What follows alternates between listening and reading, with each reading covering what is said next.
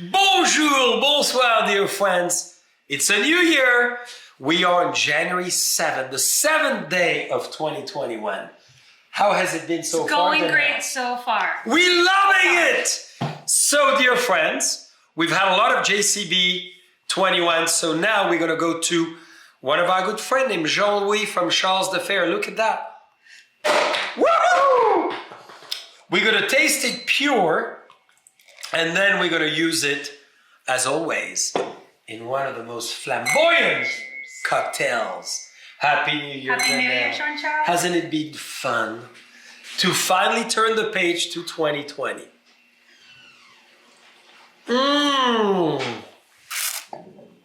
The alchemy of France together. This is the sparkling wine that you may want to do all your fantastic cocktails with, as well as your mimosa and maybe your bellinis and anything you want when you want bubbles within. This is a great one. Isn't it? This is a great one. So, Donnell, tell us about what we're going to be doing now. We are going to make a Ramos Fizz. So we're going to do fun things for brunch. So one of my favorite things for brunch is a Ramos Fizz. Woo!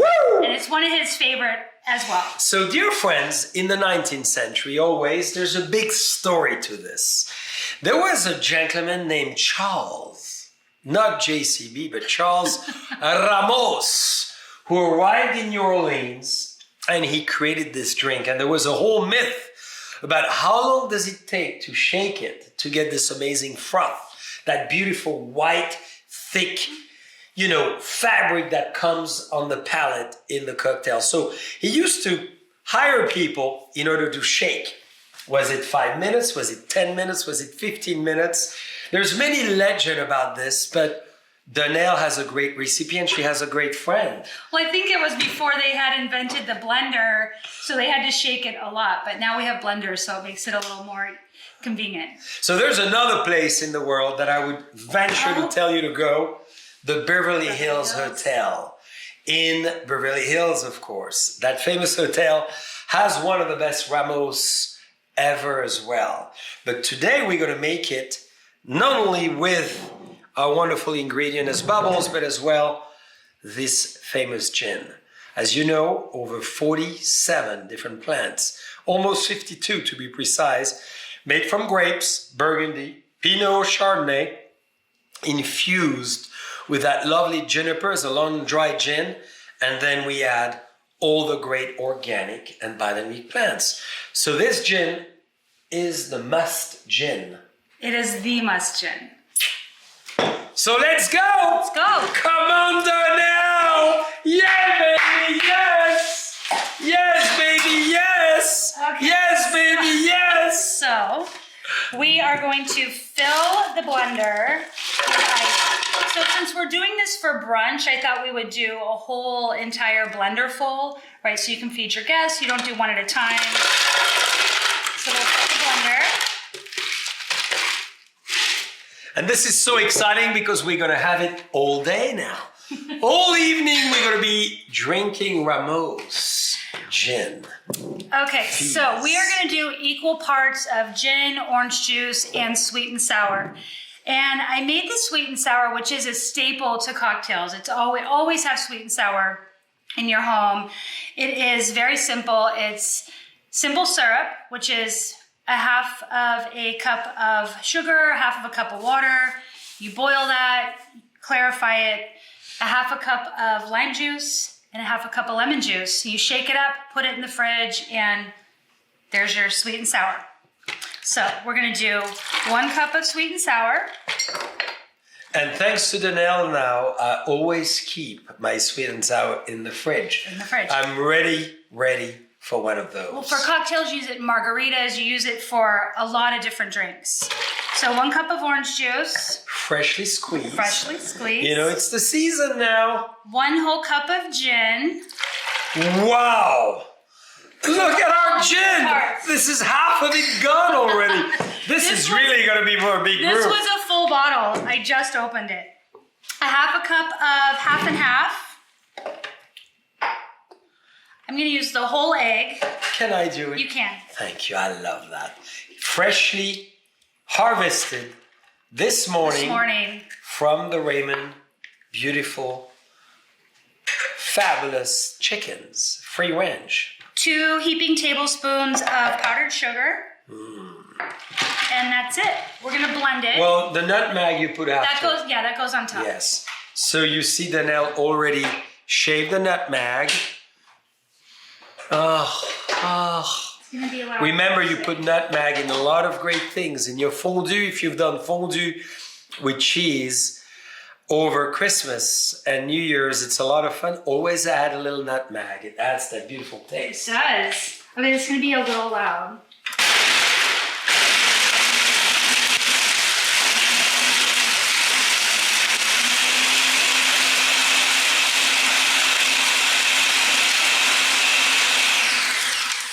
Donnell, we love your outfit. Would you please, as you turn around, tell us more about it? I've been having fun in the kitchen, so a new apron. Instead of buying new clothes, since we've been in the kitchen so much, I just buy new aprons and wear the same outfit. And you decided to be very dressed underneath because it's still very cold, right? Yes. I see. It's cold here. Okay, so there we have it. Well, you could add it to mine because you want a little bubble to it, right? Sure. Nice. Your Ramos has a little bubbles at the end, right? No. Never. Okay. You can though. Now well, yours here's does. a new recipe, a new creation. So then we're just gonna put some nice nutmeg on top and garnish with an orange. And who's gonna be trying it? You are. Of course, it's your favorite. Well, you're gonna try I'm it gonna too. make one too. Let's have a toast together. Because, dear friends, this is honestly one of my favorite cocktails because it has texture, it has fabrics, it respects the ingredients, which I think is very important. Right. In cocktail, you could feel all of the ingredients that you kindly presented. And listen to the sound. Is it frothy?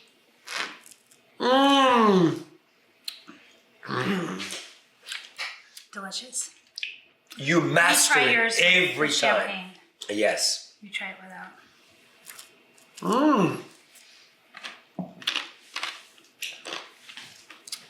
You like this better? You like this better? I like that better. Well, let me try again. Let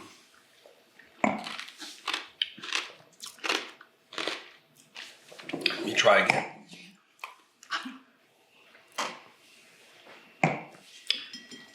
It's a little lighter with the bubbles. It's a little richer, denser. It is richer. You know, and Donnell likes a lot of weight on her palate. You know, she needs a lot of texture, a lot of volume. So talking about volume now, dear friends, we're going to travel back to France. And Donnell mentioned she wanted to create what we call a Quiche Lorraine.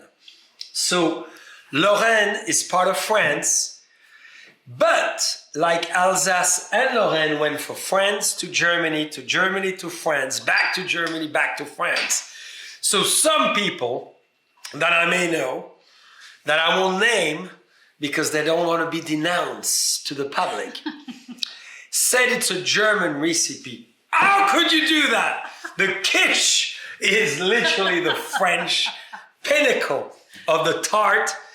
But the tart, not with apples, not with pear, not with cherries, but of course with cheese.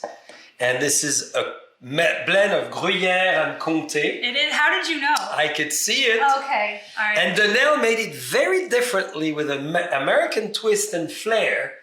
And you should show because in France we use pieces of ham. I used my favorite, bacon. He actually came in earlier and said, quiche is made with ham, and I said, not today, it's not, it's made with bacon. So it's so exciting. I really look forward to trying it because quiche in France is not made with sometimes the lard, but cut in little squares, not as a bacon. No, not as a... So it's going to be a different take on it. And the beautiful natural salt coming from the bacon is going to be great as well. So Cannot wait. Okay, so do you want to crack some eggs with me? Oh, yes. We're going to do 4 eggs. Voila. Is it fulfilling or exciting to crack an egg on your hand? I got it.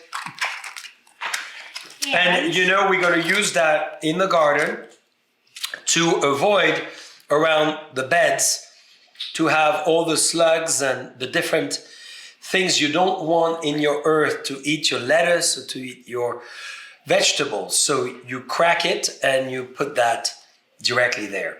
If you want to as well, you break it as such, you put it in a net and you put it around your trees, and it detracts some negative insects to come and eat your fig, your peach, your apricot, or what have you. So you separate it, you put it in a nest, in a net, and here it goes and protects it.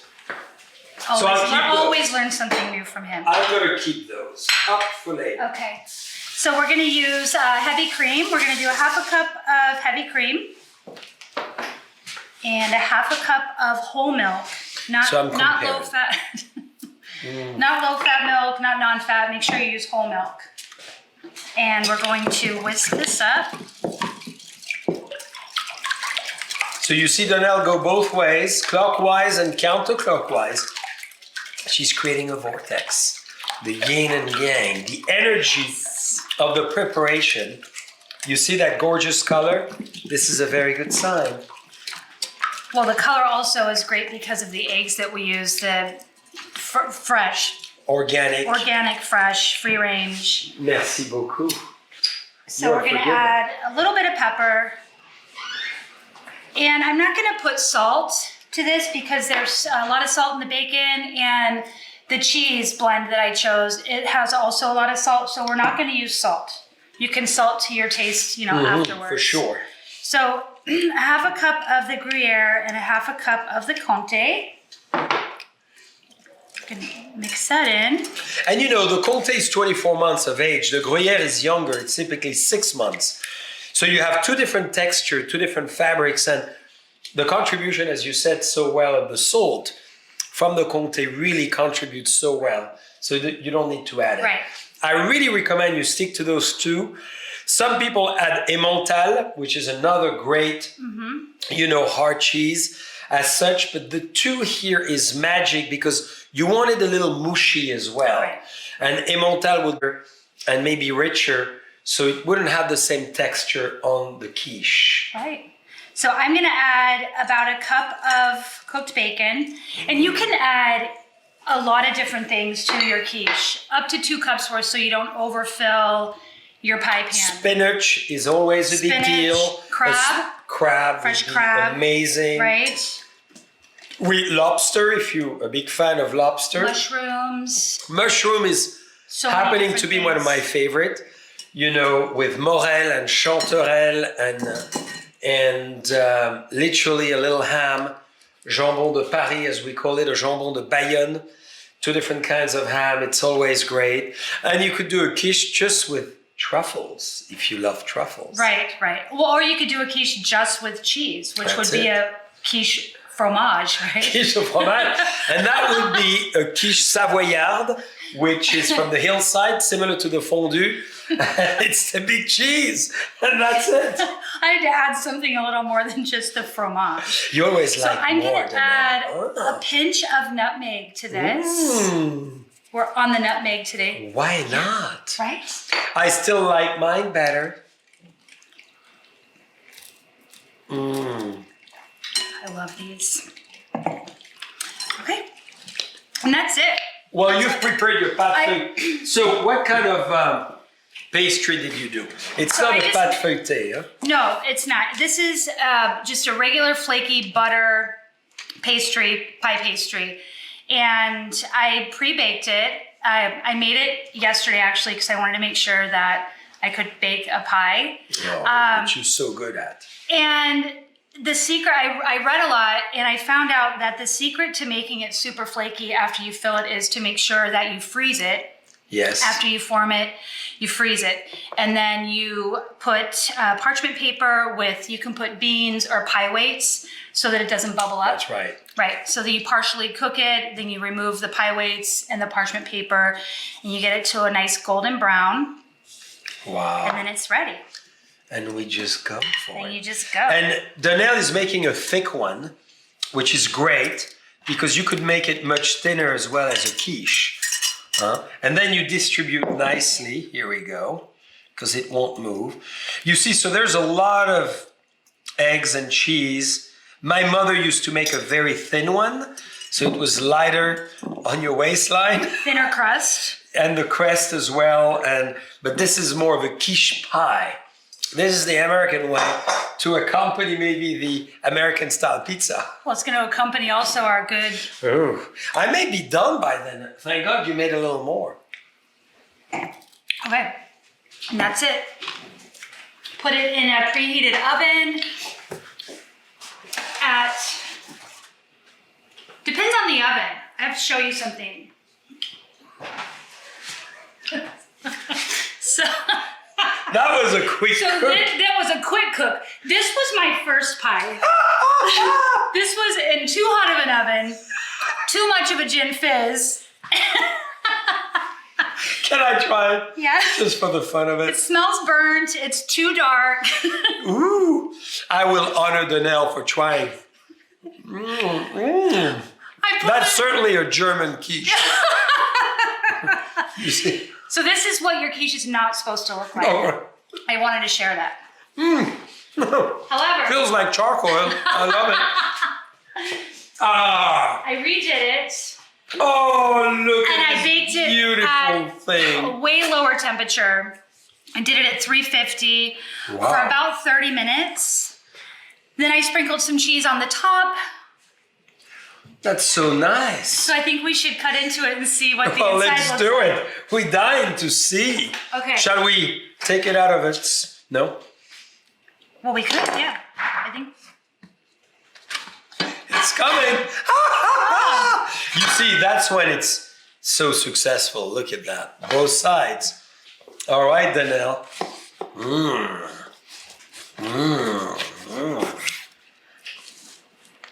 Yes! Yes. It looks stunning. The moment of truth, dear friends. Dylan is starving. He's moving his tongue left and right, I ladies. can smell the bacon too. Oh, yes. Very nice. Very nice. So we're going to try little bites. And you know, it's great to do as an aperitif. You know, you have guests coming. Good. Can you taste the nutmeg? 100% success. So you see, this is thicker. So it's very nice because you have parts more cooked, part less cooked. And it's formidable with the cocktails. Donnell. Cheers. To a new year, you see now you're a chef, so accomplished. 1 year passes, there's COVID, and now you're becoming a professional chef. Congratulations, and dear friends, remember Ramos Fizz and Quiche Lorraine from the French parts. Best brunch ever.